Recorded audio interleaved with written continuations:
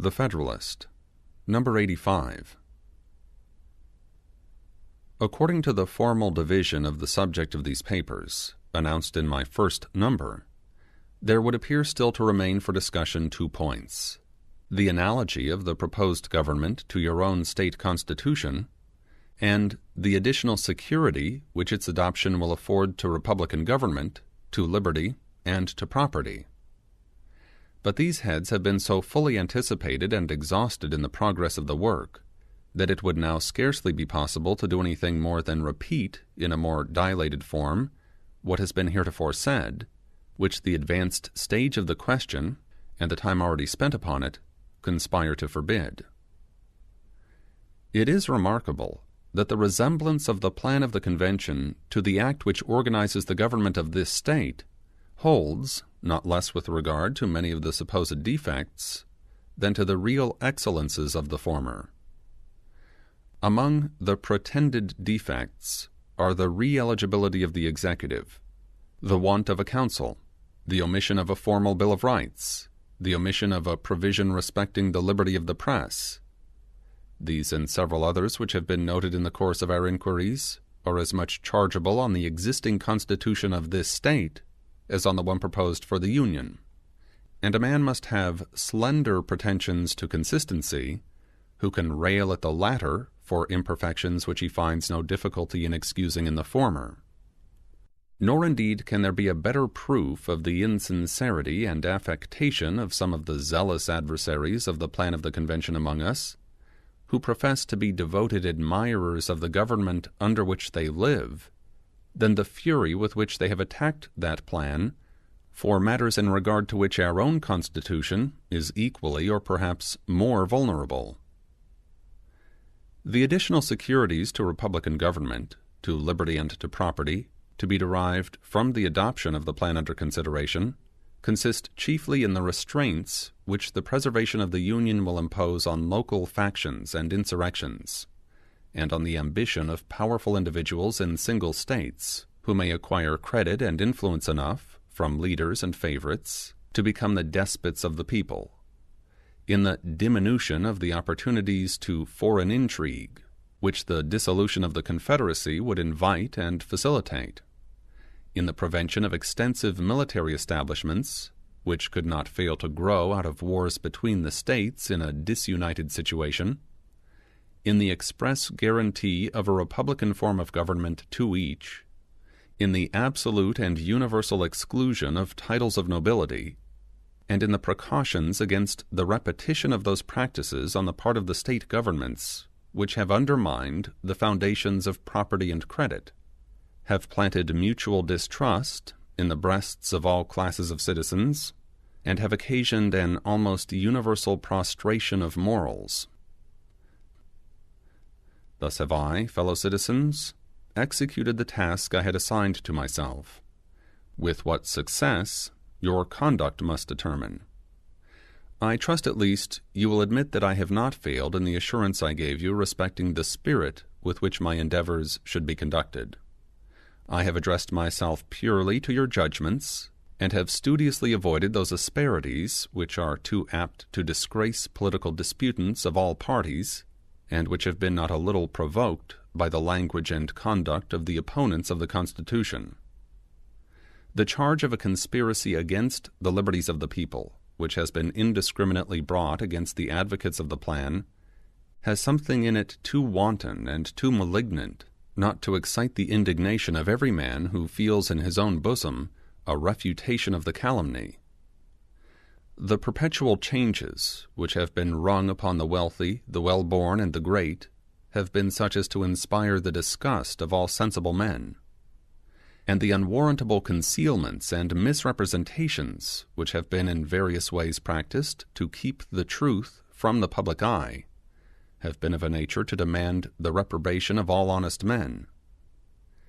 It is not impossible that these circumstances may have occasionally betrayed me into intemperances of expression which I did not intend.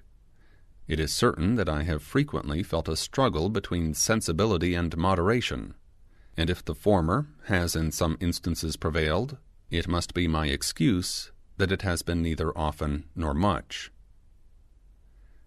Let us now pause and ask ourselves whether, in the course of these papers, the proposed Constitution has not been satisfactorily vindicated from the aspersions thrown upon it, and whether it has not been shown to be worthy of the public approbation, and necessary to the public safety and prosperity. Every man is bound to answer these questions to himself, according to the best of his conscience and understanding, and to act agreeably to the genuine and sober dictates of his judgment. This is a duty from which nothing can give him a dispensation. 'Tis one that he is called upon, nay constrained by all the obligations that form the bands of society, to discharge sincerely and honestly. No partial motive, no particular interest, no pride of opinion, no temporary passion or prejudice, will justify to himself, to his country, or to his posterity, an improper election of the part he is to act. Let him beware of an obstinate adherence to party. Let him reflect that the object upon which he is to decide is not a particular interest of the community, but the very existence of the nation. And let him remember that a majority of America has already given its sanction to the plan which he is to approve or reject. I shall not dissemble that I feel an entire confidence in the arguments which recommend the proposed system to your adoption, and that I am unable to discern any real force in those by which it has been opposed. I am persuaded that it is the best which our political situation, habits, and opinions will admit, and superior to any the Revolution has produced. Concessions on the part of the friends of the plan, that it has not a claim to absolute perfection, have afforded matter of no small triumph to its enemies. Why, say they, should we adopt an imperfect thing? Why not amend it and make it perfect before it is irrevocably established? This may be plausible enough, but it is only plausible. In the first place, I remark that the extent of these concessions has been greatly exaggerated. They have been stated as amounting to an admission that the plan is radically defective, and that without material alterations the rights and the interests of the community cannot be safely confided to it. This, as far as I have understood the meaning of those who make the concessions, is an entire perversion of their sense. No advocate of the measure can be found who will not declare as his sentiment that the system, though it may not be perfect in every part, is upon the whole a good one, is the best that the present views and circumstances of the country will permit, and is such an one as promises every species of security which a reasonable people can desire.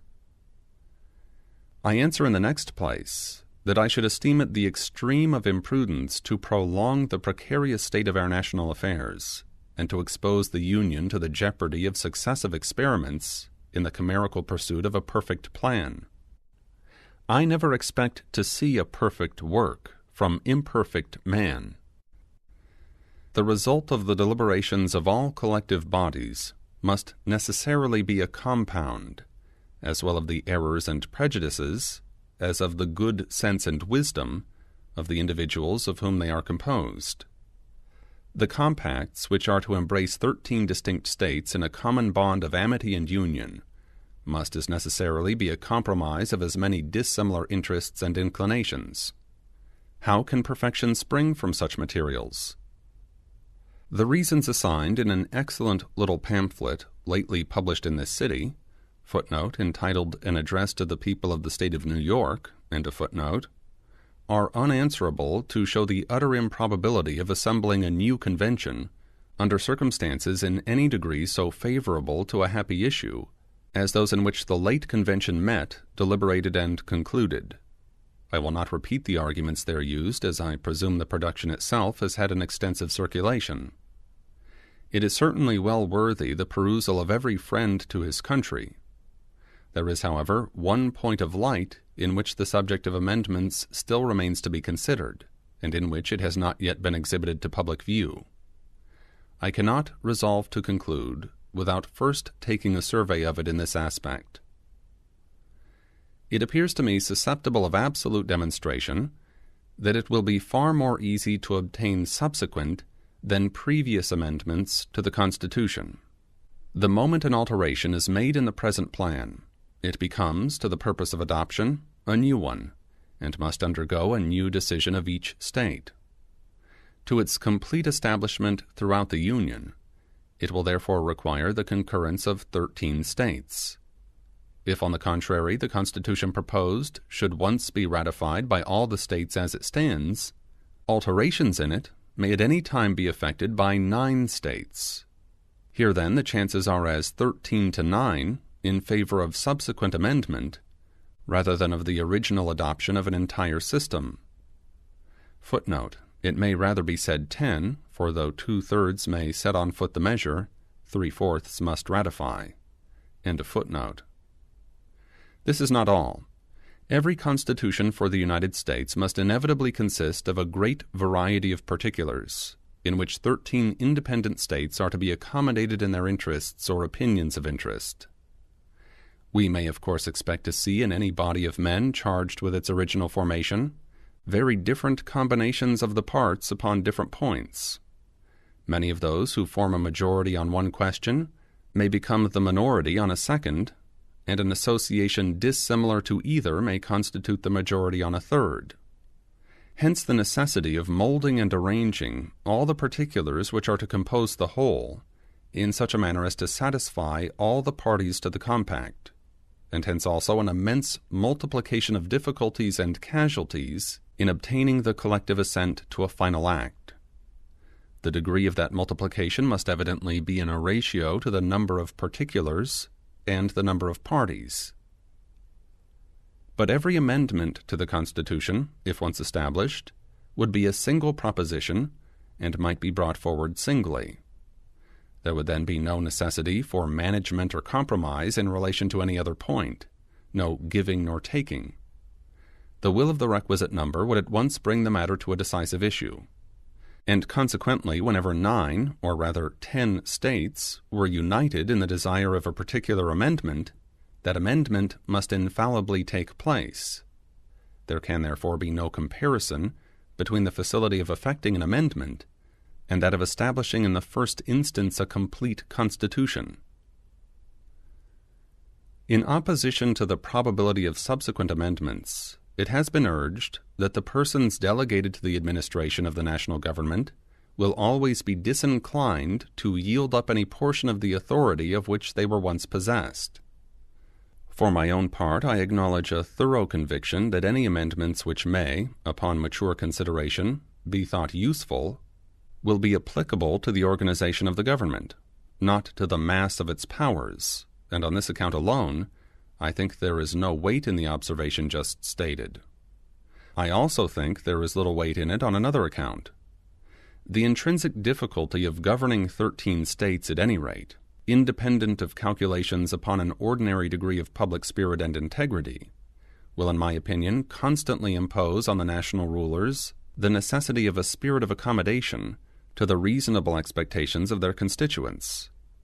But there is yet a further consideration, which proves beyond the possibility of a doubt that the observation is futile. It is this, that the national rulers, whenever 9 states concur, will have no option upon the subject. By the 5th article of the plan, the Congress will be obliged, on the application of the legislatures of 2/3 of the states, which at present amount to 9, to call a convention for proposing amendments, which shall be valid, to all intents and purposes, as part of the Constitution, when ratified by the legislatures of 3/4 of the states, or by conventions in 3/4 thereof. The words of this article are peremptory. The Congress shall call a convention. Nothing in this particular is left to the discretion of that body, and of consequence, all the declamation about the disinclination to a change vanishes in air. Nor, however difficult it may be supposed to unite 2/3 or 3/4 of the state legislatures in amendments which may affect local interests, can there be any room to apprehend any such difficulty in a union on points which are merely relative to the general liberty or security of the people. We may safely rely on the disposition of the state legislatures to erect barriers against the encroachments of the national authority. If the foregoing argument is a fallacy, certain it is that I am myself deceived by it, for it is, in my conception, one of those rare instances in which a political truth can be brought to the test of a mathematical demonstration. Those who see the matter in the same light with me, however zealous they may be for amendments, must agree in the propriety of a previous adoption as the most direct road to their own object. The zeal for attempts to amend prior to the establishment of the Constitution must abate in every man who is ready to accede to the truth of the following observations of a writer equally solid and ingenious.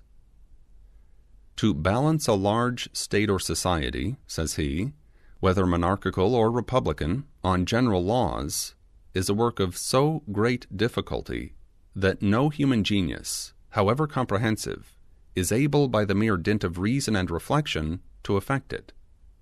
The judgments of many must unite in the work, experience must guide their labor, time must bring it to perfection, and the feeling of inconveniences must correct the mistakes which they inevitably fall into in their first trials and experiments.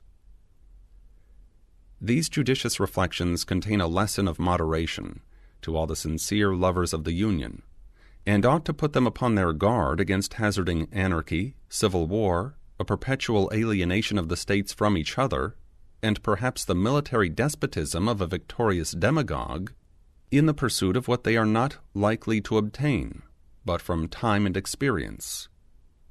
It may be in me a defect of political fortitude, but I acknowledge that I cannot entertain an equal tranquillity with those who affect to treat the dangers of a longer continuance in our present situation as imaginary. A nation without a national government is in my view an awful spectacle. The establishment of a constitution in time of profound peace by the voluntary consent of a whole people is a prodigy, to the completion of which I look forward with trembling anxiety. I can reconcile it to no rules of prudence to let go the hold we now have, in so arduous an enterprise, upon 7 out of the 13 states, and after having passed over so considerable a part of the ground, to recommence the course. I dread the more the consequences of new attempts, because I know that powerful individuals, in this and in other states, are enemies to a general national government in every possible shape. Publius.